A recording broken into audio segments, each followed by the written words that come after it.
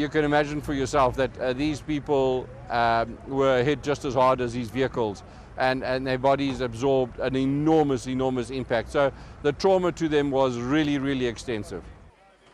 Emergency services workers battled to remove the injured from the wreckage of the vehicles. They've described the crash as one of the worst they've seen in recent years.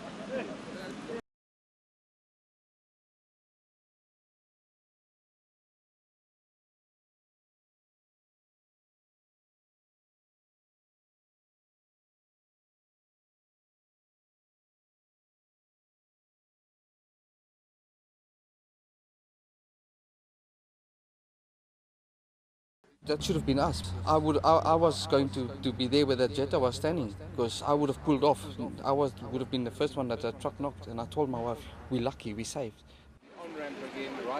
Tragically, the occupants of 4 minibus taxis and a car weren't that lucky. Victims are being treated in hospital, many of them in serious condition. A 23-year-old truck driver has since been arrested and charged with culpable homicide.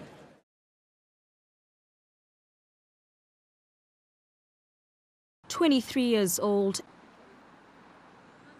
and facing 22 counts of murder. During court proceedings, the NPA announced it had revised the original charges of culpable homicide. A second appearance that's raised more questions than answers. First, Sanele Goodness May's lawyer, who was being paid for by Surgical Logistics, withdrew ahead of the bail hearing. Then the blame game started. On Friday afternoon, 13 September 2013, it was established that Sanele's South African traffic register is fraudulent. It was further established that Sanele's public driving permit is also fraudulent. This has been confirmed by the Kingdom of Swaziland. The company says while the vehicle license had expired, it had been renewed within the 21-day grace period.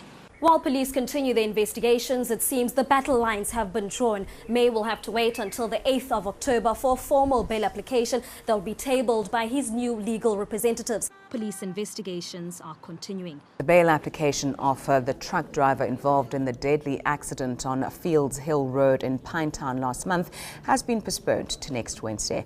Sanele May's lawyers have asked for more time to prepare for his bail application.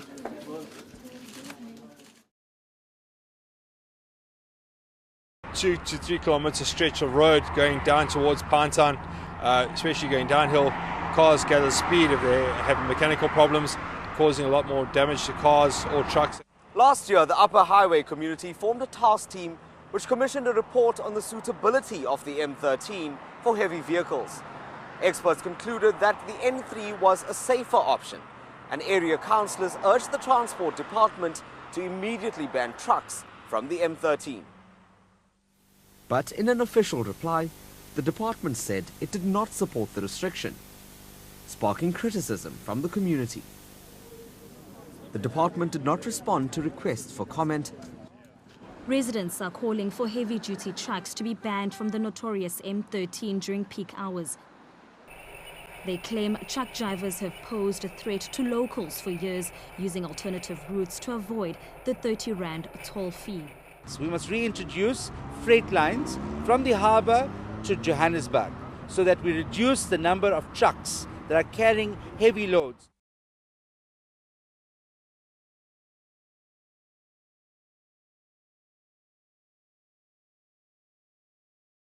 News that moves. eNCA.com.